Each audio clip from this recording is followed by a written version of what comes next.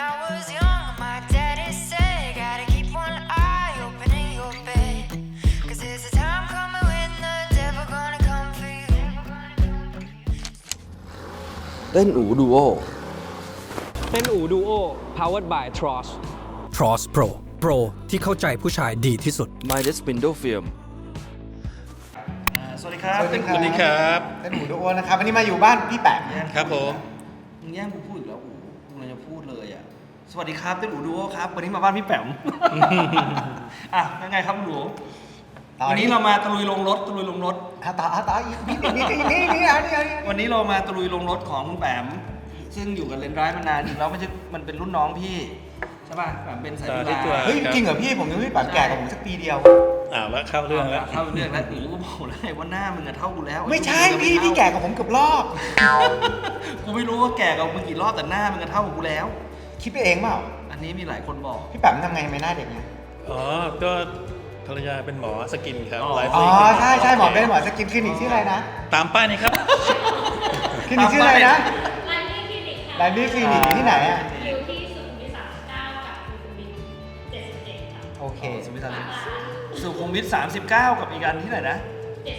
77ค่ะ 77 อ่ะ อันนี้เปิดสา มี ขา สองสาขาแล้วเหรอ มีนานแล้วครับ โว้ โอเค ก็วันนี้อยากจะมาคุยกับแปมเรื่องรถ เพราะว่าจำได้ว่าแปมนี่มีรถ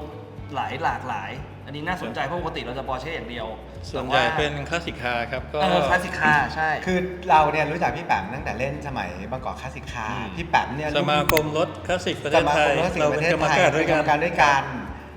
ตั้งแต่สมัยเป็นพันทาวนะนี่เราเล่นเป็นพันทาวนะ ตอนนั้นกูยังไม่เกิดเลยนะ กูยังเป็นวุ้นอยู่เลย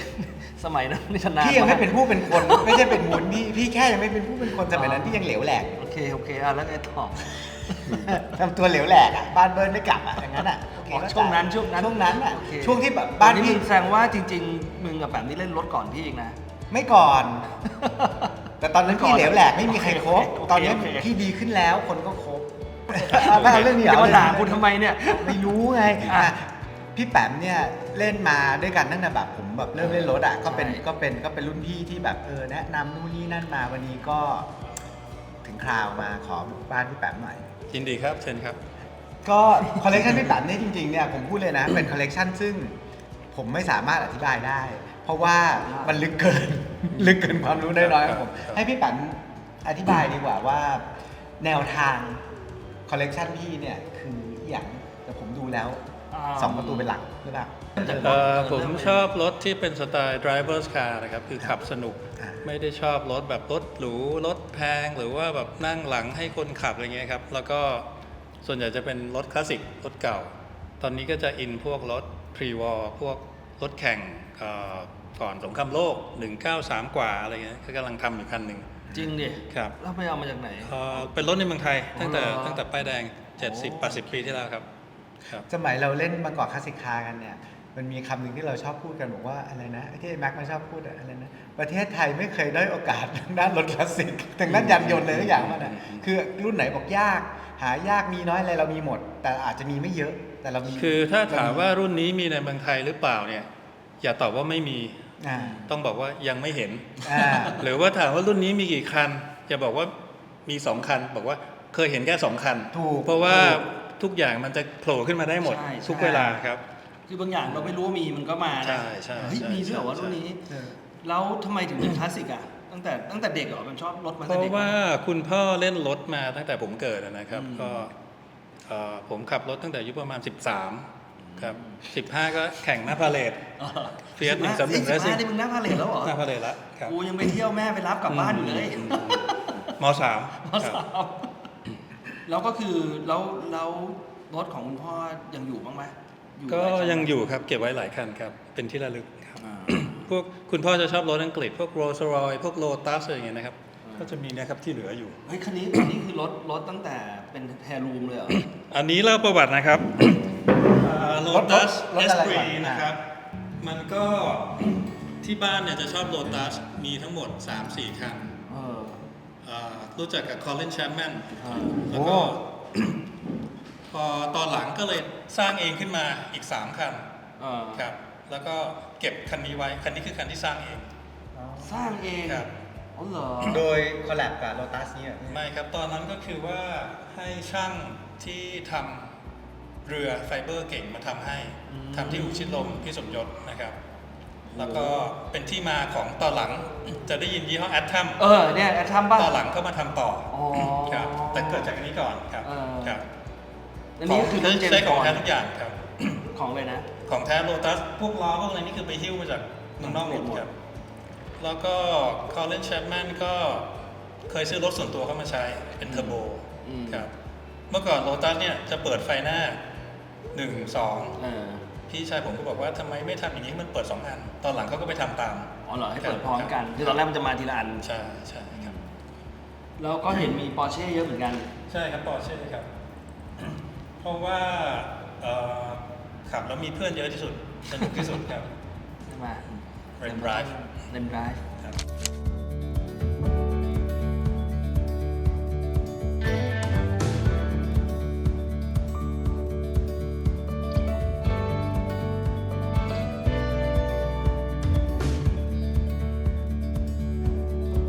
ทีนี้พอพี่ก็คุณพ่อเล่นรถมาละแล้วก็ซึมซับแล้วพี่ก็เก็บต่อมาเรื่องโลตัสแล้ว ตอน เด็ก คุณพ่อเสียก็ได้รับภาระมาประมาณ 30 คันก็รู้สึก 30 เครียด เลย มากฮะ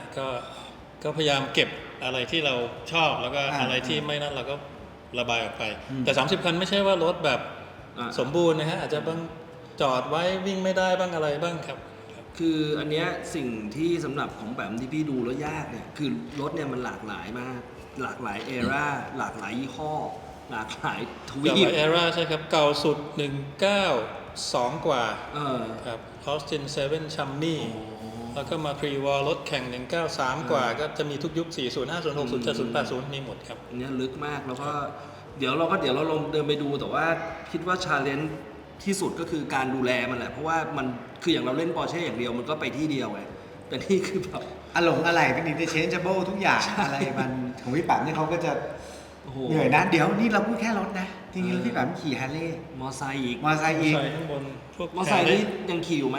หรือ เลิกสภาแล้วครับ ตั้งแต่มีลูกครับ ดีฮะ เริ่มจากฉะนั้นก็คือว่าพี่ไม่ใช่เมนโลตัสแหละแต่ก็คือมีหลายแบรนด์มาตั้งแต่ต้นแล้วไม่งั้นจะถามว่าแล้วพี่ คุณพ่อชอบรถอังกฤษชอบรถอเมริกันพวกรถอังกฤษพวกโรลส์รอยซ์ ใช่ผมสังเกตพี่จะมาแนวนะแอสตัน ครับ อะไรอย่าง แล้วก็รถอเมริกันสมัยก่อนพวก JFK แบงเกอร์เขาต้องนั่งแคดดิแลก ลินคอล์น JFK อยู่บ้านบางกอกก็ ชื่อ JFK ครับครับ เพราะว่าพ่อพี่ก็ชอบรถอเมริกันนะรุ่นนั้นนะรุ่นก็ JFK เดี๋ยว JFK นี่คือ Lincoln Continental ที่ประธานาธิบดีจอห์น เอฟ เคนเนดีถูกรอบสังหารครับ 4 ประตู 4 ประตู Suicide convertible เปิดประทุนครับ 4 ประตู convertible คันนั้นยังอยู่ไหม ขายไปแล้วครับ เพราะว่าตอนรู้จักแบบใหม่ๆพี่เห็นคันนี้จำได้ Right Car Wrong ใช่ City ถูกเพราะว่าถ้าเกิดเอามาจอดตัวนี้ก็ก้นน่าจะเลยไปนอกเสานิดนึง น่าจะเกือบชน อย่างมากคันเบลเลอร์เลย ใช่ สวยจริงๆ แล้วก็สมัยก่อนที่เราแข่งบางกอกคลาสสิกคาร์ชาเลนจ์ ใช่ หูก็ใช้ BM E30 พี่ พี่ เต้ เต้ น น ก็ ใช้อัลฟา อัลฟาผมก็มี โกงๆคันหนึ่ง ตั้งแต่ Porsche 914 914 แล้วก็ก่อนหน้านั้นเป็น Audi Quattro ใช่พี่แบบว่าคอโทรลงจำได้ ได้แชมป์หลายสมัยเพราะว่าฝนตก ตัวอื่นลื่นหมด มีแข่งพวกหม่อมตุ้ยใช่ไหม ใช่ ใช่ โค้กแต่พี่มาเล่นปอร์เช่หนักสุดมั้งตอนนี้ผม จริง ดู ๆ Porsche ใน ขับมาตั้งแต่อายุ15 ครับ ใช่เพราะพี่อยู่สมาคมตั้งแต่สมัยรุ่น ครับ คุณตาน้องดน ครับ เป็นประธาน ครับ งั้นเดี๋ยวเราก็ลองเดินไปดูรถกันสนุก ครับ ๆเล่าแต่ละคันว่ามันมายังไงไปยังไงนี้ When I was young, my daddy said, gotta keep one eye open in your bed. 'Cause there's a time coming when the devil gonna come for you. Aston Martin Virage 6.3 ครับ เป็นเครื่องรถแข่งที่เอามาใส่รถบ้าน เป็น Grand Touring Car เครื่อง NA ไม่มีเทอร์โบ 500 ม้า ตั้งแต่ยุค 90 ยอด ตอนป้ายแดงราคาประมาณ 24-25 ล้าน ตอนนั้น AS ที่เป็น เป็น ตัวแทน dealer Porsche เนี่ยเป็นดีลเลอร์ของ Aston ตอนนั้น ใช่ ผมก็ขับแบบนี้เทอร์โบแบดบอยสีดำเข้าไปเซอร์วิสก็เจอคันนี้ ก็ไม่คิดฝันว่าวันหนึ่งจะได้กลับมาที่บ้าน บ้านเรา ครับ เฮ้ยแต่คันนี้สวยแล้วแบบใช้บ่อยด้วยคันเนี้ย คันนี้ ขับไปเลนไดรฟ์บ่อย กินกาแฟกินอะไรบ่อยครับ แสดงว่ามันก็แบบดูแลง่ายดิหมายความว่า คันนี้ดูแลยากสุดในบ้าน จริงเหรอ ครับเป็นเครื่องรถแข่ง รถแข่ง ไม่ค่อยเชื่อง เครื่องรถแข่ง ครับ แต่ก็ดูจะ reliable ใช่ไหมเหมือน แค กับ ม แบบ องศาสูงเครื่องจะสะบัดนิดนึงแคม300นะคันนี้ ครับ โอ้โห ครับ คือกว่าจะได้ขับอะสตาร์ท อืม กว่าจะเก็บ ควันเหม็น ควันคือทุกอย่างอะรถ พยายามจูนให้มันนิ่งเปลี่ยนหัวเทียนเย็นเปลี่ยนอะไรปรากฏวิ่งไม่ออก เออ รถแข่งมัน มัน ต้อง ซิ่ง แข่งมันต้องเหม็นมันต้องเสียงดัง แต่ก็เห็นแบบใช้บ่อยไง ใช้ ก็เลย บ่อย คิดว่า ใช้บ่อย มันน่าจะแบบ แต่ลูกกับเมียไม่ชอบนั่งเพราะมันเหม็น มันเหม็นเข้าไปถึงข้างใน ใช่ใช่ใช่ แต่มันสวยมากเลย ครั นะ บ พี่เรา ครับ ชอบมากคันนี้เพราะเห็นบ่อยเหมือนกัน ก็ผลิต 40 ประมาณ 40-60 คันในโลกครับเจ้าพระชายชาวสมัยเป็นเจ้าพระชายก็มีคันหนึ่งเปิดประทุน อ๋อ ครับ วีราชใช่ไหม มีราช 6.3 ก็มันมีโป่ง ครับ มีโป่งนะ ครับ เท่อยู่ วีราชวีราช ใช่ เท่เลย คันนี้ 930 นี่ก็เป็นรถไทยแท้ขวาแท้ เออ เจ้าของเดิมเป็นลูกค้าอู่วิกรม พอวิกรมปิดปุ๊บก็ไม่ซ่อมที่อื่นแล้ว ทิ้งไว้เกือบ 10 ปี ก็ แต่นี่สียังดีอยู่เลยนะคันเนี้ย ก็มาขายผม อ๋ ครับ อ Alpha 101 Spider นะครับ ตัวนี้ก็แต่งเป็นสไตล์แบบรถแข่งเลอมองส์เคยไปวิ่งบุรีรัมย์งานแข่ง ไอ้นี่ฮะอะไร ครั นะ บ ของ คลาสสิ ซั ก ม รีไวโวด้วยครับ สไตล์เยอรมันก็คือว่าข้างหลังที่ทำเป็นบับเบิ้ลไปยก ใช่ ยกไอ้หลังคา ใช่ คอนเวิร์ตออกไปเลย แล้วก็มี ตัดกระจกหน้า เล็ๆ ออก หน้าตัดกระจกหน้า ใช่ แล้ว ครับก็ใส่บับเบิ้ลไป ครับ สวยนะ อันเนี้ยเท่ ยังเป็นดรัมเบรกทั้งหมด เออ จะเป็นยุค Alpha ยุค 50 อันนี้มันก่อน 105เขาเรียก101ไง 101 ครับ Spider ไอ้กูก็พอรู้เรื่อง มันจะมี 101 กับ 201 ใช่ แต่หน้าตาอย่างเงี้ยจะเรียกว่าทั้งจูเลียบ้างจูเลตตาบ้างแล้วแต่ CC ของเครื่องจูเลตตาเครื่องเล็กจูเลียเครื่องใหญ่ 105 กับ 115 เออ ครับ 115 แล้วก็116 ครับ จำได้ตอนนั้นเคยจะช่วยคุณจอมซื้อหลังคาแล้วไม่มีรุ่นที่แบบ จอมมีรุ่นนี้ เออ ใช่ครับ ใส่ได้กับใส่ไม่ได้ ใช่ใช่ จำได้ โรตัสอันนี้โรตัสสปรีเมื่อกี้เราคุยไปแล้ว ครับ อันนี้ก็คือรุ่นเจมส์บอนด์ดำน้ำถูกป่ะ ใช่ครับ อ่า แล้วก็ 964 Turbo เรียกว่า Turbo S WLS ผลิต 190 กว่าคัน เป็น Factory Power Kit อันนี้ก็ใช้เยอะ ครับ เพราะออกทริปหลายรอบ ครั แล้ว บ นี่สวยนี่3.3 Cayman Gambella 4.0 อันนี้เดี๋ยวขอไปคุยรายละเอียดข้างนอก ได้ ด้วยเพราะคันเนี้ย เลยครับ พี่อยากจะรู้มากว่ามัน มันคืออะไร โอเค ใช่เพราะคันเนี้ย ครับ เจ๋ง อันนี้ก็เดี๋ยวลองดูอันนี้ R9 R5 Renault R5 ครับ พูดผิดทุกอย่าง แต่งเป็น Maxi Turbo ก็คือว่าข้างหน้ามีไฟ สำหรับแรลลี่ สำหรับแรลลี่ครับ มีโป่งใหญ่เครื่องกลาง ไอเนี่ยคือเครื่องวางกลาง เครื่ ถู อก ง ไหม กลางครับ พวกเนี้ยพนักงานของพวกบริษัทต่างๆเนี่ยมันจะมีพวกกลุ่มหนึ่งที่เรียกว่าสกังเวิร์กคือหลังเวลาเลิกงาน อ่า กูซน ทำเอง ทำนู่นทำนี่แล้วถ้ามันดีก็มาเสนอผู้บริหาร ขอทำได้ไหมอะไร เล่นกัน ย่า เองเล่นกันเอง ครับคือเหมือนแอสตันเหมือนกัน ใช่ อ่า เป็น passion อ๋อคันนั้นก็เหมือนกันใช่ไหม ครับ เป็น ค ส รับ กังเวิร์กเหมือนกัน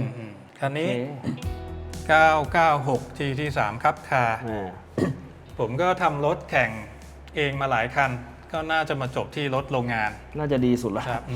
โรบาร์อะไรทุกอย่างครบ สุดท้ายง่ายสุด คันนี้คือรถแข่งในเมืองไทยนี่ใช่ป่ะ ชนะซูเปอร์คัพ เหรอ ให้รายการเป็นรองชนะเลิศครับสมัยปี 2003-2004 อันนี้ก็คือรถ คา ที่ ราล่า แข่ง คัพ ยู่ เอเชีย ออ ครับ แล้วก็ แข่งอยู่ในเอเชีย แล้วมาแข่งในซูเปอร์คาร์ด้วยป่ะเมื่อก่อนเนี้ย แข่ง ใช่ไหม ด้วยครับ คือเป็นรถแข่งที่เรียก เอ ว่าจะ เอ อ ส ยู่เมือง นำ ไทย เข้า ตลอดอืม ครับ เป็นรถแข่ง นำเข้ามา 2 คันอยู่กับเจ้าของ 1 คัน แล้วก็หลุดออกมา 1 คัน เบามาก 1,000 กิโล เออ ครับ เมื่อกี้แปมบอกพี่ว่ารถแข่งพวกอย่างเงี้ย พวก ที่ เนี้ย เป็น ต่างชาติชอบมาซื้อ เราต้องพยายามรักษาให้มันอยู่ในประเทศเราครับหลายคันอย่างรถเก่าอู๋997ครับคาก็ไปแล้วใช่ไหมครับ ประหลาดมากเลยอ่ะ ผมตอนนี้ คือ ผม เมืองนอกมันก็ ทำลิส เย ต์ อะ พวกคับคาทั้งหมดในเมืองไทยว่าอยู่ที่ไหนบ้าง อืม ก็ถ้ามีใครปรึกษาอะไรก็มาปรึกษาผมได้ครับ เพราะว่ารถพวกนี้อีกหน่อยก็จะมีค่าเพราะอีกหน่อยมันจะมีรูปสมัยนี้คันนี้แข่งอยู่เมืองไทยแต่ว่ารถจะไม่อยู่แล้วอะไรอย่างเงี้ย สตอรี่ก็จะเหมือนคันเนี้ย อืม แต่อันนี้คือใหม่กว่า 30 ปี อืม เครื่องของคันเนี้ยเคยแข่งที่สนามลพบุรีเมื่อ 40 ปีที่แล้ว อ๋อ กว่าจะตามเรื่องปฏิดประต่อเรื่องได้นี่โอ้โห ใช้เวลาหลายปีครับ พี่ปั๊มเขามีเล่นประวัติด้วยไงคันนู้น เค คัน รื่อง นี้ เขาก็คือว่าเป็น RSR ที่เป็นแชมป์มาเก๊ากลางปี อืม ครับแล้วสมัยนั้นคนไทยจะซื้อรถแข่งเนี่ยต้องฮ่องกงเท่านั้น อ่า ไม่มีซื้อญี่ปุ่น ไม่มีซื้อยุโรป จ บินไปซื้อรถแข่งแชมป์มาเก๊ากลางปีเท่านั้น อ๋อ ครับ คือ อันนี้ก็คือแชมป์ คือถ้าคันไหนชนะก็เหมือนม้าคันไหนชนะก็เอามา ใช่ เพราะว่าน่าจะรถดีแน่ แต่พวกนั้นเขาก็ขยับไปรุ่นใหม่ อืม รุ่นเก่าเขาขายออกมาครับ อืม อันนี้ก็รถคุณชวลาเครื่องคุณชวลาครับนักแข่งในตำนานอีกคนตัวนี้ได้แต่เครื่องมา เออ รถแข่ง อ๋อ จ รถ ริง ๆ เป็น RS 2.7 แท้ โอ้ ๆอยู่ในเมืองไทย ตัวรถยังอยู่ แต่ไม่รู้อยู่ไหน ครับ หรือ เครื่องถูกช่างกิโลขายออกมา จริงไหม ผมซื้อมาถูกมากหลักหมื่น สมัยนั้นสปริงไทเทเนียม ใช่ ผมเคยยกสปริงอะ ใช่ จับยกลูกมืออย่างนี้เลยเพราะกะว่านึกออกปะจะต้องเคาน์เตอร์น้ำหนักอะจับเสร็จแม่งอย่างนี้เลยแบบเฮ้ย เกียร์เต็ด100%หมุน ใช่ หมุนไม่ใช่อย่างนี้นะหมุนไปทางเดียวกัน ถูก อืม หมดร้อยแต่ร้อย ได้เครื่องพร้อมเกียร์มาหลักหมื่น RSR ตอนนี้นะเครื่องอย่างเดียวน่าจะ10 ล้าน ใช่เครื่องแพงมากไรซ่า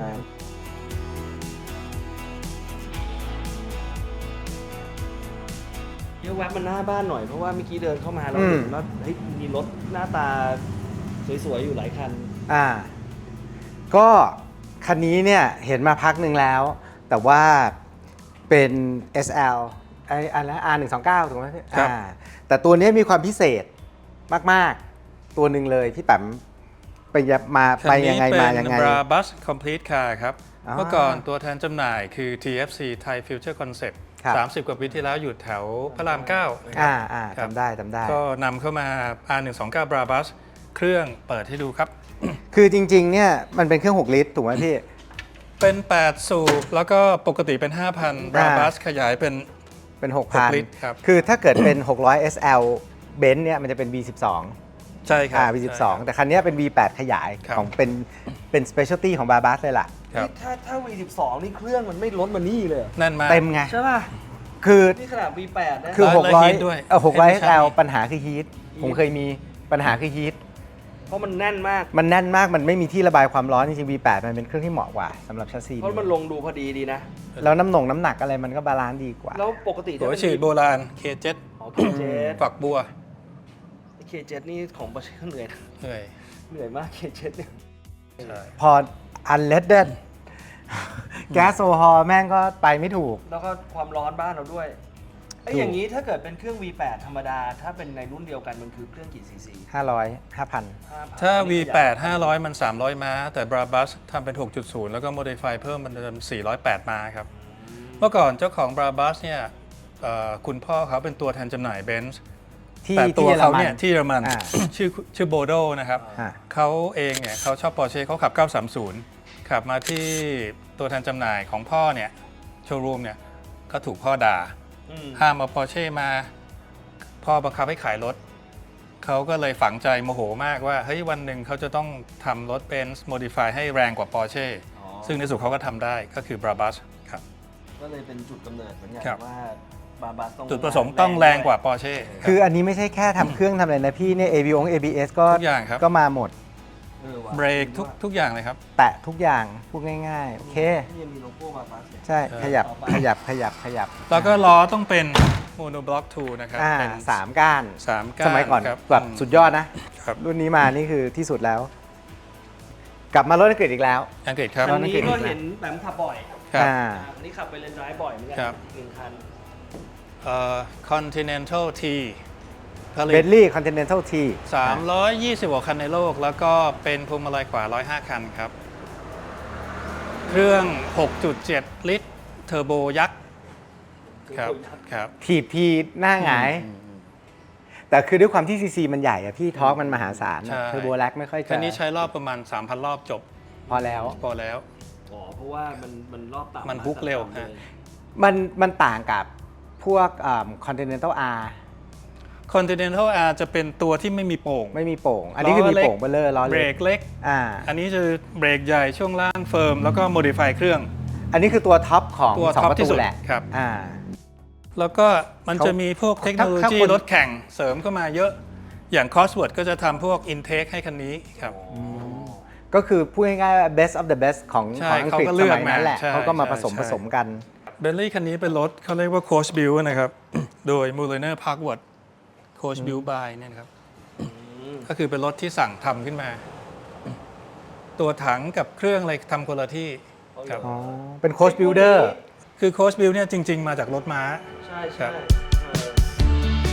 ทำให้ราชวงศ์อังกฤษตั้งแต่100 กว่าปีที่แล้วครับ แล้วก็ คือ พัฒนามาเป็นรถยนต์ ส ลูก บาย ชอบเมียชอบ หรือจอดข้างหน้าไง ออกง่าย แลนเซียที่คนไทยสมัยก่อนชอบแซวกันแล่นเสีย แต่คันนี้ไม่แล่นเสีย คันนี้วิ่งดี แลนเซียออเรเลียครับก็สมัยก่อนพวกนักแข่งฟอร์มูล่าวันกับพวกเจ้าชายยุโรปจะใช้ เพราะว่าสมัยนั้นแลนเซียรุ่นนี้แพงกว่าเบนลี่ โห ครับ เทคโนโลยี ครับ ล้ำรันเซียก็จะมีชื่อยุคเก่าๆหน่อยอะสมัยที่ใช่ไหม เป็นรถแข่งมิลลิมิเลียครับ ใช่ คันนี้คือคู่กับมิลลิมิเลียรายการครับ อืม เป็นแชมป์มิลลิมิเลียหลายปี เป็นจุดเริ่มต้นของ Grand Tourer หรือเปล่าเมื่อกี้ ใช่ ที่ ครั เล่าให้ผม ใช่ ฟั ค ง รับใช่ครับคำว่า Grand Touring ก็คือคันนี้เป็นจุดเริ่มต้นครับ แปล ก็ ว่า คือรถวิ่งข้ามทวีปคอนติเนนต์ยาวๆ ลูกเมียสบายหลับในรถก็อย่างเงี้ยครับ คือสมัย 95 กว่า คือสมัยก่อนนะรถมันแบบสามารถดี4 มันไข้อ่ะแล้วก็จะไปไกลๆนี่ก็ต้องลุ้นกัน ใช่ใช่ เผื่อนู่นนี่นั่นแต่คันนี้ก็จะเป็นรุ่นแรกๆ ซึ่งนั่งสบาย ใช่ใช่เมื่อกี้ที่บอกว่า ขัขี่ได้ไกล ที่ยุโรปพวกเจ้าชายซื้อ ผมก็สงสัยว่าเอ๊ะแล้วใครซื้อในเมืองไทยเช็คไปเช็คมาก็เจ้าชายเหมือนกันครับ มันก้าวพิระ ใช่ ไม่ใช่ ต้องชายใหญ่ อ๋อ ครับ ไม่ใหญ่พอพี่แปมไม่ขี่มอไซค์แล้วมอไซค์ก็มาอยู่ในมุมต่างๆ แต่คันนี้เจ๋งนะดูก็รู้ว่าไม่ใช่รถสแตนดาร์ด เป็นโมโตกุซี่ของอิตาลีเป็นแต่งสไตล์คาเฟ่เรเซอร์นะครับโมโตกุซี่เนี่ยจะเป็นเครื่องทวินแบบนี้ ถ้าของ BM เนี่ยมันจะแฟลตอย่างนี้ ซึ่งเวลาเอียงเนี่ยมันมีสิทธิ์ติดพื้นโมโตกุซี่ก็คือทำแบบให้มันขึ้นมา เพราะว่าไม่งั้นมันจะยืดไป แต่ข้อดีมันรับลมได้ด้วยลดความร้อนขี่ไปก็รับลมตรงนี้ไป พี่ไปที่โรงงานมา โรงงานอยู่ที่โคโม ใช่ใช่ใช่ โรงตุกุสิ คือสมัยก่อนก็จะมีโมโตกุซี่ MV Agusta MV Agusta ก็คือ Ferrari ของมอเตอร์ไซค์ ใช่ ตัวท็อปสุดแพงกว่าดูคาตี้นะ ใช่แล้วก็ดูคาตี้นี่ก็จะแบบ ใช่ใช่ จริงๆ ก็คือเกรดก็คือต่ำกว่าพวกนี้สมัยนู้นนะสมัยนู้นแต่ตอนนี้ก็เหลือมาแต่ดูคา ยุ ตี้ ค70 ใช่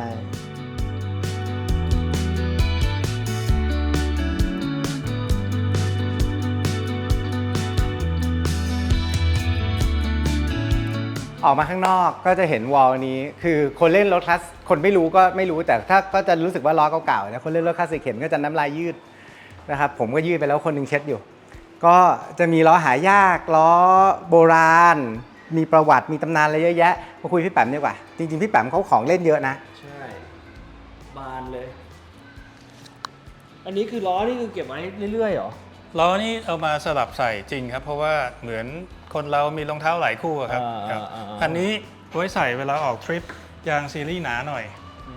นุ่มสบาย ใส่ ครับ 964 อันนี้ใส่คันม่วง อ๋อคันม่วง Gambella อ๋อคันเบลล่า ครับ เปลี่ยนเป็นล้อนี้เหรอ เคยเวลาออกทริปกับพี่บางทีเคย ใช่ปะ เปลี่ยนล้อรูฟก็เคยใส่ อ๋อเหรอ ครับ เว้ย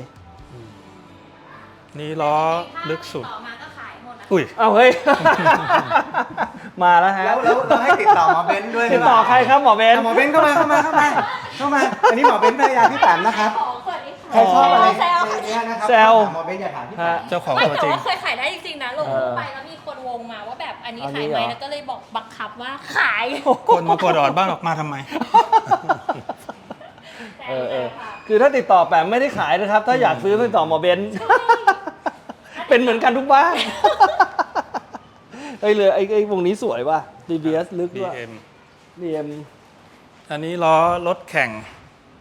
รถ ใช่ไหม แต่งอันนี้พวก ก็ติไง อ่า ใส่ปอร์เช่เหมือนกัน ใส่ เมื่อก่อน พ นี้ วกแกมเบล่า930โปร่งใหญ่ๆ ล้อไซส์เนี้ยครับ ใส่อยู่ 3 รุ่นก็คือคุณทัชเดตมอร์โซแพนเทราแล้วก็พวก 930 ที่เป็นโป่งขยาย 3 4 5 3 5 15 เฮ้ยยางน่าจะหายากแล้วมั้ง ไม่ผลิตแล้วฮะ ไม่มันต้องใช้ยี่ห้ออีกยี่ห้อหนึ่งใช้มิชลินนะบอทีบี อันนี้พิลารีอา นี่ยางนี่สวย สมัยวัยรุ่นคนใส่บ่อยนะขอ15เอามอไซค์ อย่าลืมพี่แปมก็ของเล่นเยอะ ฮาเล่ พี่แปมเป็นกรรมการ เมื่อก่อน ฮาร์เลย์สมัยก่อนถูกไหม ใช่ครับ อ่า Harley Owner Group Thailand แล้วก็คันนี้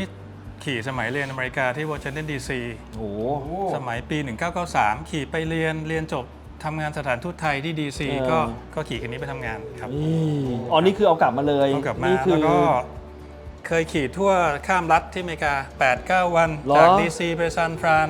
ไปเดโ t นาบีชทุกปีไปสเตอร์จิสไบวีคทุกปีคันนี้ครับ โอ้โหสุดยอด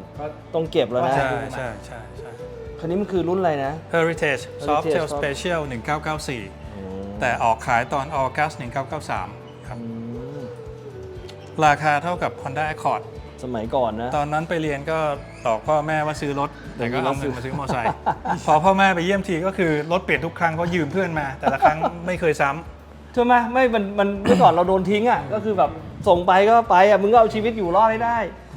เสร็จเรียนจบก็กลับมา คันนี้ร ต่ ถ อ 964 คุณหมอครับ อ๋อ นี่คุณหมอ AAS คุณหมอขายไหมครับคุณหมออ๋อไม่ขาย สี Amethyst นะครับ แล้วก็ เราไม่ได้ทำไม่มากพอ จุดเด่น มาก คือ ก็ บอก คิดดูอีกที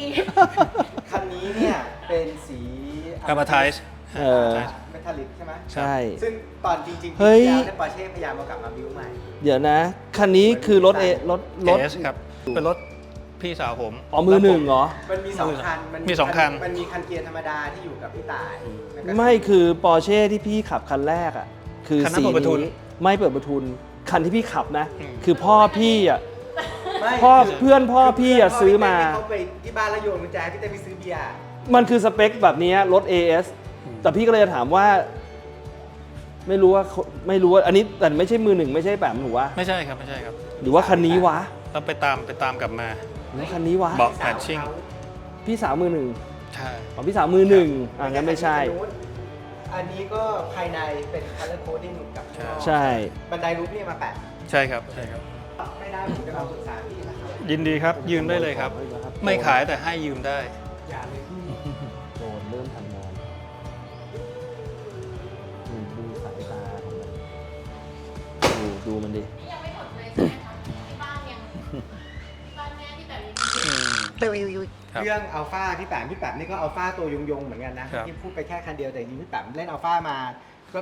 รุ่นไล่ๆกันอ่ะก็เราก็จะเริ่มกันกับรุ่นนี้ที่พี่ตรีทำแล้วก็ทุกคนก็แบบได้ ใช่ อัลฟา ใช่ สนุกสนานสมัยก่อนคันไม่กี่ตังค์นะ คันนี้ก็ คันนี้ก็ เป็น ซื้อมา 600,000 ก็คือพวกเรา รุ่น ซื้อ นั้น รถ แหละ ถูกหมด ซื้อรถ ใช่ ถูกหมด ใช่ ก็รถ ตอน แข่ นี้ ง ก็ไป พี่ เกือบ3 ล้านแล้วนะ มันไปไกลแล้วตอนเนี้ยรถแข่งพี่จำได้ซื้อใหญ่โป้ง250,000 คิดถึงโป้นะ เสียไปแล้ว ใช่ 250,000 แต่โครงอย่างเดียวเลยนะ คันนี้ล้อพิเศษมากไม่ใช่ ATS ธรรมดาเป็น ATS Dunlop เป็น Lightweight ดันหลบ เหรอ ครับ โอ้ ATS ดันหลบ Lightweight ไม่ได้ทำแต่ยางนะครับทำล้อด้วย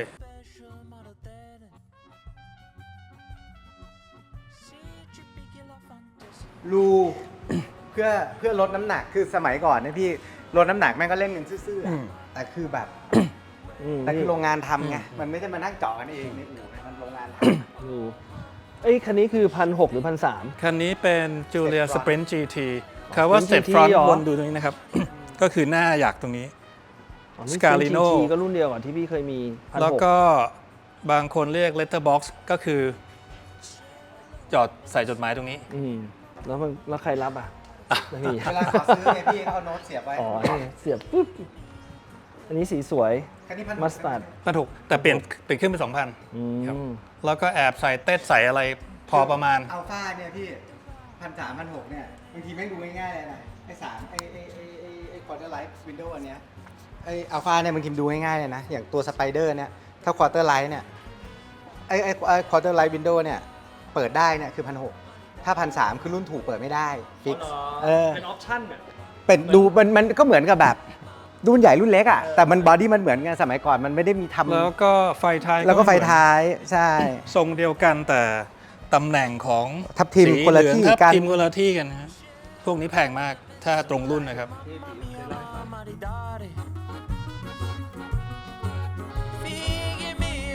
กรอบนะ คือแพงไม่แพงเนี่ยมันอยู่ตรงนี้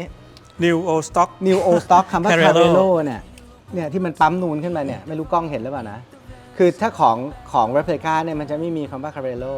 มันจะมีอีกยี่ห้อหนึ่งชื่อ Altismo อะไรเนี่ยซึ่งคือ reproduction ของสมัยนั้น คือวันนี้ก็ไม่มีแล้วนะ วันนี้แค่ได้นั่นก็ต้องดีใจแล้วนะ มี Carrello นี่แม่งคือเทพ ตอนนี้มันมีรีโพแล้วนี่ใช่ปะ แต่มันไม่มีคำว่า Carrello อ๋อ มันมีไม่ได้นะ ไม่ได้ ก็ประมาณนี้คันนี้ก็ออกแนวเรเซอร์นิดๆถอดกันชน ครับ คือจะเห็นว่ารถรุ่นนี้เมืองไทยชอบทำเป็นซิ่งกัน เราก็จะถอดกันชนกัน คนที่ไม่ได้เล่นรถคลาสสิกมาก่อน อาจจะนึกว่าจริง ๆ มันต้องหน้าตาแบบนี้ไม่ใช่นะ จริง ๆ มันมีการชนมันก็จะดูแบบไม่ซิ่งขนาดเนี้ยไฟ Ferrari อันนี้คันเดียวในที่อยู่ที่บ้านก่อน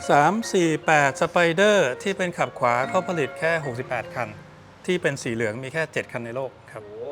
คันนี้เหมือนรถในเกมสมัยก่อนนะ แต่นั้นมันเป็นเทสโลซ่า อันนี้เรียก Baby Testarossa ใช่ ข้างๆจะมีกริล คือ ชอบมากรุ่นเนี้ย ไซด์เว เป็น ย์ Ferrari แค่ 2 รุ่นที่ไฟเป็นแบบนี้ ครับ คืออันนี้กับ 512 รู้เพราะเคยมี 348 เป็นรุ่นสุดท้ายที่ Enzo Ferrari involve ในการพัฒนา ใช่ ครับแล้วก็ตายไปละ อ่าคันนี้ผมเคยมีเป็น GTB ใช่ อยู่ที่น้องโอ๊ก อ่าคือเกียร์ยังเป็นเกรดชิฟเตอร์แบบมันเท่ไหมเวลา คัน ใส่ นี้ไม่ใช่เกรดธรรมดาครับ ถูกใจสุดคือเกียร์ 1 ลง อ๋อ นี่เป็นด็อก Dog เล็ก ตบลง Dog Leg First Dog Leg แน่จำไว้นะครับคำนี้ Dog Leg First ได้อารมณ์เหมือนนักแข่งเลอมองส์ ใช่ใช่ Dog Leg First นะครับพูดไปบ่อยๆจะได้ติดหู สภาพออริจินอลที่สุดในบ้านทั้งหมดที่มี คือเก็บเดิมอย่างเดียว ครับ เพราะปกติก็คือชอบแต่ง ไม่มันมาแบบ มาแบบนี้เลยเนี่ย ไมเลจ 40,000 กว่า แต่สภาพดีกว่า 355 ผมมีคันที่ไมเลจแค่ 8,000 โล แต่คันนี้สภาพดีกว่าไม่น่าเชื่อ อย่าพึ่งคิดว่าเราจะไปไกลแล้วกลับมาปอร์เช่อีกแล้ว 930 อันนี้ก็อมตะนิรันดร์การ ใครมี930ก็ต้องถือว่าเท่ ถูก สมัยก่อนก็ Three King ก็จะมี Diablo อ่า Testarossa แล้วก็ 930 930 ที่เป็น 3 คันที่เป็นระดับ คันนี้สี่เกียร์ 4 เกียร์ เป็น4 เกียร์ ต้องสีเกียร์ถึงจะเท่ ถึงจะดี 5 เกียร์มีปี 89 ปีเดียว อืม ครับ ซึ่งคนบอกว่าไม่ค่อยดีเท่าไหร่ ก็มันจะเกียร์มันจะเรเชี ยาวไป อาจ ครั จะ บ ไม่ค่อยสมบูรณ์เท่าไหร่ เพราะว่าตอนแรกดีไซน์มันเป็น4เกียร์ เพราะว่าเกียร์มันเป็นคู่ คนขับ 930 ถ้าไม่ได้ขับจริง ๆ ไม่รู้นะ เกียร์มันเป็นคู่ 1 กับ 2 ต่อกัน 3 กับ 4 ต่อกัน แต่พอ 2 มา 3 ปุ๊บแม่งยานเลย อืม แต่ว่าด้วยความที่ทอร์กมันมหาศาลอ่ะ มันก็ลากไปเลยอ่ะ ข้อดีของ 5 เกียร์คือมันเข้าง่าย ใช่ เพราะว่ามัน G50 G50 อ่า มันระบบ แต่เรโชอันเนี้ยมันเป็นคาแรคเตอร์ที่เป็นเสน่ห์ของเขาเลยคือ เวลาขับต่างจังหวัดสบายมากเลย เกียร์ 3 อย่างเดียว 4 ก็คือแทบจะไม่ต้องใช้ เพราะมันจะยาวมาก คือเกียร์หนึ่งนี่แม่งลากไป 5-60 เลยนะ ใช่ คันเนี้ยแล้วเกียร์ 2 ก็แตะ100เลยอ่ะ คันนี้ดู สองเกียร์ ดิมมากลนะเนี่ย คันนี้เป็นรถไทยเดิม ทะเบียน หมวดเดิม 3 ชอช้างฮะ โอ้ ขับขวาแท้ อืม มีช่องแอร์ใหญ่แล้วสบายหน่อยก็คืออันนี้ปีอะไร87 87แม่น ปี แม่น เดียวกั แม่ น นแม่นโอเค ปีเดียวกับรถพี่ พอเห็นก็รู้แล้วเพราะว่าไอ้ช่องแอร์ใหญ่มันแค่ ใช่ครับ ปี ใช่ครับ ปีหลังๆเอง ใช่สิ ช่องแอร์รถผมแม่งเหมือนลมตด คือแบบแม่งอันเท่านี้อันเท่านิ้วก้อย แม่งเหมือนลมตด โอ้แอร์รถมึงจะเย็นเหรอวะ มีอันเท่านี้ แม่งประมาณแบบเศษ1/4ของช่องแอร์ใหญ่อะมันแค่เนี้ย ไม่พี่แล้วรู้ไหมว่าตอนผมไปงานไอ้เทอร์โบ50 ปีเทอร์โบเวิร์กช็อปของ Porsche อ่ะเขาบอกเลยบอกว่าจริงๆอ่ะมันเป็นแอร์มันเป็น after thought ต้องรุ่นเนี้ย ใช่ ถึงจะเป็นแอร์จริงจัง ก่อน รุ่น แอร์เป็น ผ อ ม อปชั่น แอร์เป็นออปชันเพราะว่ามันบอกว่าทำออกมาแล้วมันแพงซะจนมันต้องใส่ climate control แล้วไม่งั้นมันขายไม่ได้ พอรุ่นนี้ปุ๊บก็จะเป็นแบบ proper air con ไอ้แดชบอร์ดเลยเอาเนี่ยก็แครี่ไปถึง 964 เลย ใช่ จริงๆ carry ไปยาว ยาวจนไปถึง 993เลยก็ 993ด้วย ไปหมดเลย จนวันนี้เขาก็ยังพยายามจะ preserve ไว้ Porsche รุ่นล่าสุดเท่านั้นน่ะถึงจะเป็นจอดิจิทัลทั้งอันไม่งั้นเขาจะเก็บอันกลางไว้อันหนึ่ง เฮ้ยเดี๋ยวพี่เอาล้อรูฟมาใส่บ้างดีกว่า เห็นแล้วชอบ ล้อรูฟนี่เช็คราคาเมื่อวานแบบนี้ 300,000 แล้วนะ เมืองนอกขาย งั้นกูไม่ใส่แล้วกูขายเลย ราคาขึ้นยิ่งกว่าทอง ผมขายเพื่อนที่มาเลยไป 8-9 หมื่น บ เอ อก ง พอขายล้อหมด เฮ้ยเมื่อก่อนซื้อหลักหมื่น ถูกใจ เออเมื่อก่อนเราซื้อ ก่อนหลักหมื่น เมื่อก่อนซื้อ 42,000ขาย 80,000 ดีใจ ช่ พี่แปมแล้วพี่แปมมี destinate seller ยัง คือพวกผมอะจะมีกันนะว่าถ้าผมตาย อ๋อ ให้เมียผมโทรหาพี่เต้นและพี่เอ เออ จริงๆ คือต้องพี่ต่ายควรจะต้องตัดพี่เต้นออกเพราะพี่เต้นแม่งอาจจะชั่วได้ ไม่ให้กูไม่ช่วยแล้วกูแค่ซื้อรถมึงถูไว้ในบ้านกู อะไรอย่างเงี้ยแต่พี่เต้นเขาก็จะบอกแก้วไหมบอกว่าเขาเป็นไรไปให้โทรหาผมกับพี่เอ ไม่ไอ้ตีด้วยสาม พี่ คน ตี เลย ด้วย เพราะ 3 คนจะได้คานอำนาจกันเอง กูไม่ได้เชื่อใจมึงขนาดนั้น อ๋อ มันต้องมีไอ้ตีมาช่วยเป็นเรียลลิสติก คานอำนาจกันเองคานอำนาจกันเองคานอำนาจกันเอง เป็นคล้ายๆพินัยกรรม พี่นายกรรมรถเขาจะมีเพราะว่าราคาที่บอกเมียกับราคาตลาด มันเป็นคนละราคา ไม่มันเนื่องจากเวลามันผ่านมาเนิ่นนานแล้ว เราไม่ได้โกหก คันนี้ที่พูดถึงเมื่อกี้ คันนี้คือแรร์มาก ที่พี่เต้นมาถ่ายดัชเฟน ใช่ลง เทอร์โบ50 ปี เป็น 964 Turbo S ที่เรียกรหัส WLS นะครับ ผลิตประมาณ 190 คัน คันนี้เป็น Turbo S 3.3 Power increase from factory ครับ ใช่ ครับ มี ซึ่ง power kit หลังๆปาเช่ก็เริ่มเฮ้ยปาเช่มันฉลาดตรงนี้นะพี่ คือพอเขาเห็นอะไรขายได้ขายดีเขาฟังลูกค้าเขาไม่ได้คิดแบบกูอยากทำแบบนี้กูทำแบบนี้มึงก็ซื้อไป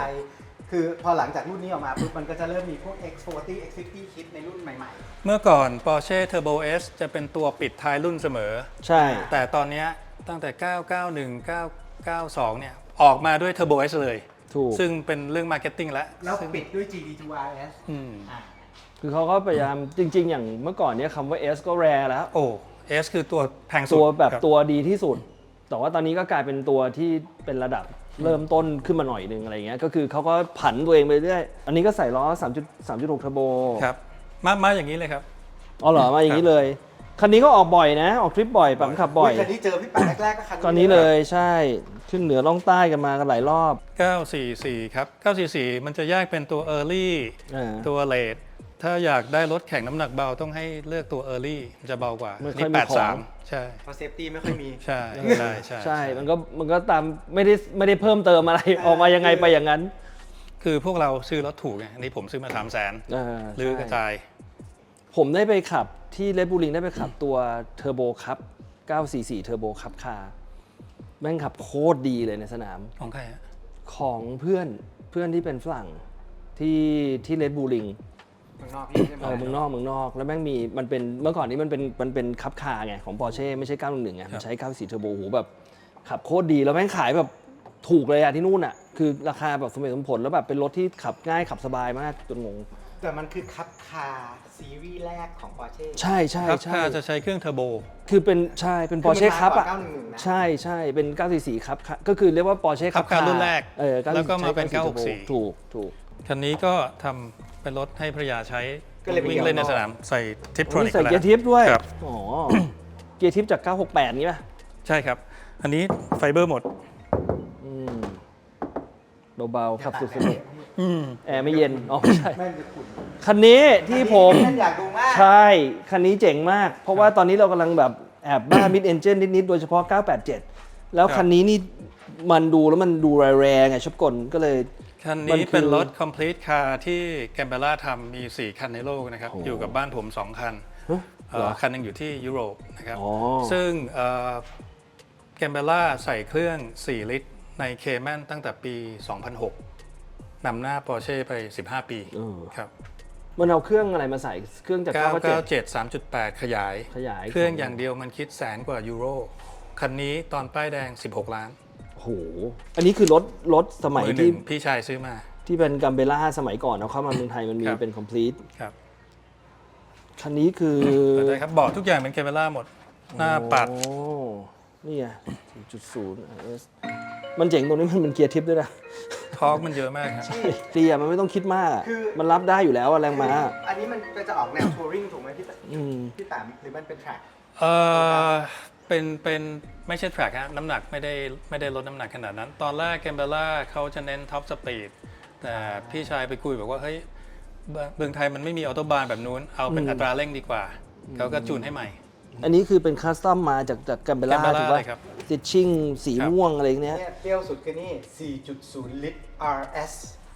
นี่คือสมัยยุคนั้นเนี่ยคือจะคัสตอมต้องเป็นอย่างเงี้ยเวลาพวกของแต่งเทคอาร์ตแกมเบล่าเนี่ยเขาจะต้องแบบมีทริมแบบสีแปลกๆอะไรเงี้ยเจ๋งดีบอก เมื่อก่อนตัวเจ้าของเนี่ยฮะอูเว่แกมเบล่ามาเมืองไทยทุกปีเขาเป็นเพื่อนกับพี่ชายผม หรอ มาเที่ยวภูเก็ตมาอะไรเงี้ยก่อนที่เขาจะเสีย คันนี้ก็ออกทริปบ่อย คันนี้เป็นคันที่เข้ามือที่สุดฮะ ขับง่ายสบายตัว แต่ตอนนี้จริงๆนะเคแมน987 นี่ผมว่าเบสบายตอนเนี้ย ดีเพราะว่าพวงมาลัยเป็นไฮดรอลิก ใช่มีฟีลลิ่ง Assist ฮะ ตัวใหม่ๆมัน มันเป็นมัน ไฟฟ้าไม่ไหวแล้ว ใช่ หมดอารมณ์ หมดอารมณ์เลยเหรอ โอเค อันนี้ 996 ครับคาเกียร์แมนนวลด้วย ครับ 996 ครับค่ะเกียร์ยกมาจาก 993 GT2 ซึ่งเขาบอกว่าเป็นเกียร์ที่ดีที่สุดตัวหนึ่งของ Porsche นะครับ หลังๆเนี่ยคนจะเอาไปใส่เป็น sequential เยอะใช่ป่ะ ไม่ หรือว่าไม่ 996 มาแบบนี้ 997 เป็นเกียร์ชก จะเป็นเกียร์ sequential แบบชก อ๋อ แล้วก็ตอนปลายพอเลิกใช้เป็นคับคาร์พอเริ่มเอามาแข่ง พวก GTM เนี่ย เออ มันสู้รถอื่นไม่ทัน เขาก็ไปทำเป็น Paddle Paddle shift shift กัน แต่จริงมันคือแค่ลิงก์ระบบเข้าไปเฉยๆ ก็คือเหมือนที่ผมได้ลองขับที่ ใช่ ช้างก็จะเป็น ที่ช้าง เป็น paddle shift ก็จะเป็นโอเคแต่ว่าถ้าเป็น 996 คับคาเนี่ยที่บุรีรัมย์เซอร์กิตถ้าเป็น 96 คับคาก็เกียร์แมนนวลหมด เท่านั้น โอ้เจ๋ง แล้วศึกษาดีๆเนี่ยมันจะมีรายละเอียดแตกต่างกับ 996 ที่3 RS อีกเยอะมากรหัสเครื่องคนละรหัสทุกอย่างคือไม่เหมือนเลยฮะ ตัวเนี้ยถ้าผมจำไม่ผิดเนี่ยมันเป็นรุ่นแรกที่เขาย้ายโรงงานคับคาทำออกจากคนละโรงงานนะ ใช่ผม คับ มีรูป คา ผมมีรูป คับคา ใช่ ไม่ใช่เอาแชสซีไปใส่โรเคสนะ อืม คับคามันต้องออกมาจากฟลันช์ flash ball ฟลันช์อะไรที่ผมติดสติ๊กเกอร์ ที่บอกว่า made in flash อ่ะ เ คืออันนั้นเนี่ยมันคือพวกมันเป็นแสลงของพวกรถแข่งอ่ะเขาติดกันว่า made in flash คือมันย้ายไปอยู่โรงงานนั้นไง โอเค มันเป็นมอเตอร์สปอร์ตหับของ Porsche ทุกคันต้องออกมาจากที่นั่นหมด ฉะนั้นแชสซีเนี่ยถ้าพี่ดูเลขแชสซีเนี่ยมันจะไม่ใช่ แชสซี WP อะไรเนี่ยมันจะไม่ใช่เพราะมัน คื จะ อ เป็นโรงงานหนึ่ง พูดง่ายๆว่ามันเอาแชสซีมาออกมาประกอบข้างนอกให้เป็นรถแข่ง คือสมัย ไม่ได้อยู่ในลายผลิตเดียวกัน สมัย 94 993 เนี่ยมันเอาแชสซีจากโรงงานออกมาทำ ใช่ 996 เป็นต้นมาเนี่ยมอเตอร์สปอร์ตมันเริ่มเป็นตลาดใหญ่ไงมันมี RSR มีอะไรแบบเป็นเรื่องเป็นราวขายมีคัสเตอร์เยอะ private เยอะมันแยกโรงงานเลย คือฉะนั้นโลเคทเนี่ยมันไม่สามารถมานั่งทำที่หลังได้ เพราะมันต้องสปอร์ตเวลอะไร มันบิ้วมา วุ่น จาก วาย โรงงานเลย 100% คือรถพวกเนี้ยพูดง่ายๆว่าหมดสิทธิ์ที่จะกลับเป็นรถคาร์เหมือนสมัยก่อนเหมือนแบบอย่าง 964 ครับคาร์เมื่อก่อนมันยังทำกลับเป็นรถคาร์สุกๆได้ อย่างที่เราพูดกันไงรถเดลี่หรือเปล่าเนี่ยไม่ได้อยู่ที่รถอยู่ที่คนขับ ว่ามึงไหวไหม ทนไหวหรือเปล่า ถ้าทน rigidity ทนความ อันนี้แบบได้ไปลองขับเล่นยังหรือว่ายังพักมันไว้ก่อน ลองขับนะฮะแล้วก็เดี๋ยวตอนนี้โปรเจกต์ผมอยู่ในอู่อีกหลายคันก็เดี๋ยวให้มันทยอยออกมาบ้างแล้วก็เดี๋ยวคันนี้ต่อ เพราะว่าอันนี้จริงๆ ถ้าเกิดสมมติเรามาใช้เป็น track day car เนี่ยมันก็น่าจะทนอยู่นะ เพราะว่าเราไม่ได้เราอาจจะจำกัดไม่ให้มันอยู่ในลิมิตที่ไม่เกินไปอย่างนี้ก็น่าจะทนบ้าง ครับคารุ่นแรกๆ ชั่วโมงของเครื่องมัน 40 ชั่วโมง ตัวหลังๆ 60 ชั่วโมง แต่ถ้าขับ track day แบบที่ไม่ใช่ competition เนี่ยมันเกินอยู่แล้วมันเป็นร้อย ใช่ไหม ครับ เพราะไอ้นั่นคือแบบเหมือนแบบปั้ง คือเรดไลน์ตลอดเวลา ก็เป็นรถแข่งในไทย ก็เก็บไว้ ที่ ก็ มี ดี ประวัติรองชนะเลิศ อืม ซุปเปอร์คัพ อีกหน่อยนี่ เอา มูล ป้าย ค่า คันนี้อีกแบบว่าป้าย สีเขียว จริง ไอ้นี่สีอะไรแฝม สีเขียวอันนี้ผลิตที่โรงงานในเซาท์แอฟริกาอัลฟาเนี่ยไปตั้งโรงงานนอกประเทศที่เดียวเท่านั้นก็คือเซาท์แอฟริกานอกนั้นจะอยู่ที่อิตาลีทางเหนือทางใต้นะครับตอนนั้นใช้โรงงานร่วมกับนิสสันเรียกว่าดัตสันก็จะมีสีเนี้ยในดัตสัน510ครับคือสีตรงรุ่นอัลฟาครับ ชื่อสี เบอร์เดอะไรสักอย่างจำไม่ได้ครับเขียวครับอันนี้ล้อโครโมโดราเหมือนกับ Ferrari นะครับ1,600ก็คัน 101 1,600อ่ะ จริงๆ ขับมันกว่า 1,750อีก ใช่เห็นด้วย เครื่องมันเรปแบบมัน very lively อ่ะ เคยลองขบูเดียวไหม ยังไม่เคยขบูเดียว จริง เล เหรอย ขบูเดียวอ่ะ ขึ้นแบบ ไอ้คันสไปเดอร์ สไปเดอร์ เพราะมันถมอะไรเงี้ย คันนี้ก็ ยังเป็นโปรเจกต์อยู่ ครับจะทำให้ภรรยาแต่ก็ภรรยาบอก สี ไม่ อะดู เอา สี แล้ว ดูสี ภรรยาบอกไม่เอาแล้วก็เสร็จเราดิ ก็ สบาย เสร็จ ที โจ แร ร กจะใส่993 เครื่อง 993 เกียร์ทิปทรอนิกแต่พอเขาบอกไม่เอาเดี๋ยวผมก็ทำรถแข่งต่อเพราะผมมีเครื่อง RSR 1 ตัว คนชอบมาถามผมนะวันก่อนจะมีคนโทรถามผมนี่เลยบอกว่าสรุปมันชื่อ Ruby Stone หรือ Ruby Star Ruby Star คือตัวใหม่ ถูก แล้วยังมี เอา Ruby Star Neo อีกนะ originally เนี่ยชื่อ Ruby Stone Ruby Stone Ruby Stone Red Ruby Stone Red ใช่ ออกมาที่ตอน 964 ใช่ Carrera RS ครับ ใช่ แล้วก็หลังจากนั้นก็จะเป็นไอตัวใหม่ๆนี่จะเป็น Ruby Star Ruby Star Neo คือมันเป็นสีร้อน Ruby Star กับ Neo ก็ไม่เหมือนกันนะ ไม่เหมือน Ruby Star Neo มันเป็นสี เข้มกว่า สีเข้มกว่าแล้วมันเป็นสีสเปคของ992 Carrera T ที่ Carrera T ที่ Spider อะไรพวกเนี้ย หมอเบน คือ มี เจเนอเรชันเนี้ยแล้วถ้าเกิดไม่ใช่เจเนอเรชันนี้ที่เป็นสีสเปคมันก็จะชื่อ Ruby Star ธรรมดา อ๋อมี944อีกคันนึงนะฮะ อุ้ย อุ้ย อันนี้ S2 เหรอ อุ้ย ใช่ปะ อุ้ยดูกาตี้เดสโม ตัวนี้ อ๋อนี่ไง Ducati Mike Hellwood ครับ นี่ไมค์เฮมู อันนี้ก็ 1979 1980 มันมีไม้เฮ Kickstart บูดอีกรุ่นหนึ่งใช่ไหมที่มัน นั่นรุ่นใหม่ปี 2000 อันนี้คือออริจินอล Original ไมค์เฮวูดไมค์เฮวูดก็คือนักแข่งที่ดังที่สุดของดูคาตี้ สวยดีนะคันนี้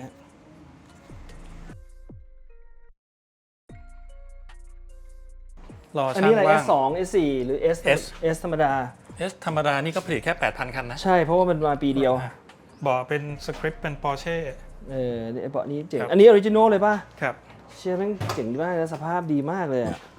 ผมเดิมยังไม่ เบาะ ได้ นี้ ซัก น่า เลยค รั รั ก บ สุด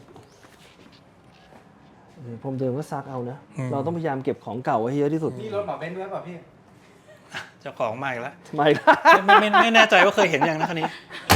เป็นรถเขาแต่เขาอาจจะยังเป็นรถ เห็นวันนี้นี่แหละ เราคนเดียวที่ผมรู้จักที่กล้าพูดได้เต็มคำเต็มปากเต็มคำว่ารถเขาไม่รู้เขาเคยเห็นหรือยัง นี่นะครับรถเขานะครับ แต่ยังไม่เคยเห็น น่าจะเป็นคนเดียวนะเวลาพวกผมพูดอย่างนี้ผมจะพูดแบบหลบๆซ่อนๆนะครับไม่รู้ เวลาถามว่ามีรถกี่คันเนี่ยอย่าถามต่อหน้าเมีย คำตอบจะไม่เหมือนกัน เอ้ยผมไม่รู้พี่ผมจำไม่ได้พี่จำได้เหรอ ไม่ได้จำไม่ได้ จำไม่ได้ นับไม่ถูก จำไม่ได้ ก็เพิ่งเคยเห็นวันนี้นะคะ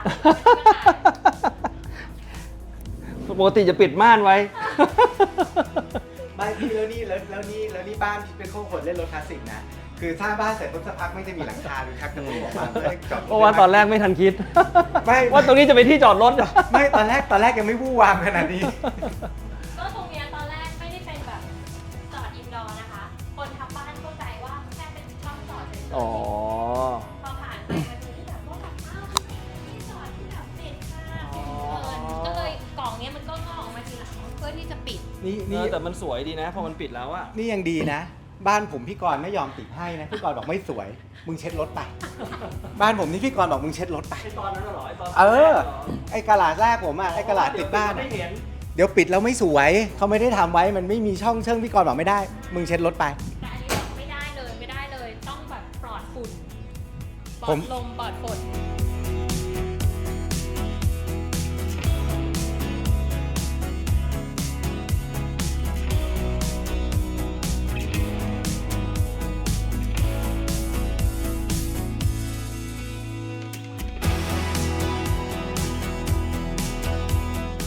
โอเคฮะก็ขอบคุณมากแปมที่ ขอบคุณนะครับพี่แปม ครับ ขอบคุณที่มาเยี่ยมครับ นะฮะขอบคุณที่ให้โอกาสมาชม เรา ดู เจอ รถ กันทุกอาทิตย์อยู่แล้ว ใช่ ครับ ก็อย่างที่บอกเราก็ถ้าเปิดโรงรถเราก็จะเปิดคนกันเองชิวๆสบายๆแล้วก็ ตอนนี้จอดแค่ครึ่งหนึ่งนะ มีอีกครึ่งหนึงวันหลังเชิญไปดู เดี๋ยวไปบุกอีกที่อีกด้ว อ๋ ย อหมอเบนซ์ไปแล้วนี่มีหน้า อีกครึ่งหนึงอีกครึ่งหนึ มี ง หน้าพูดได้โอเค หมอเขาคงไม่ดูช่องเราลงมั้ง ไม่ดูหรอกจนจบเนี่ยเขาไม่ดูหรอกผู้หญิงไม่ดูหรอกเขาดูตอนแรกดูนู่นนี่ไปละ ก็ขอบคุณมากเพราะว่าแต่ละคันก็มีเรื่องราวสนุกดี คือรถเยอะไม่เท่ามีสตอรี่ ใช่สอรี่ คือ สำคัญ คือรถเยอะมันใช้ตังค์ซื้อได้สตอรี่มันซื้อกันไม่ได้ แล้วก็ขอบคุณพี่แปมที่แบ่งปัน ครับ ให้พวกเรามา ป ฟั ก ง ติจะไม่ค่อยให้ใครมาบ้านเท่าไหร่ ก็ต้องคนพิเศษจริงครับ เหมือนเดิมนะครับในใครชอบสไตล์นี้ก็คอมเมนต์มานะครับกด subscribe ได้ก็ดีกดกระดิ่งนิดหน่อย และกรุณาอย่าถามว่าบ้านนี้อยู่ที่ไหน เราไม่บอกเหมือนทุกบ้านกรงรถพี่เอใครแต่ใครเราก็ไม่บอก เพราะว่าความเป็นส่วนตัวเขา ชลบุรีมาไกลอย่ามาเลย โอ้โหพี่เอางั้นเลยเหรอโอเคบ้านเขาไกลบ้านเขาไกล ครับโอเคฮะก็ตามนั้นนะครับ ขอบคุณมากทุกคนแล้วเดี๋ยวเจอกัน EP หน้าสวัสดีครับ สวัสดีครับ เป็นอู่ดูโอ powered by Tross Tross Pro Pro ที่เข้าใจผู้ชายดีที่สุด My Window Film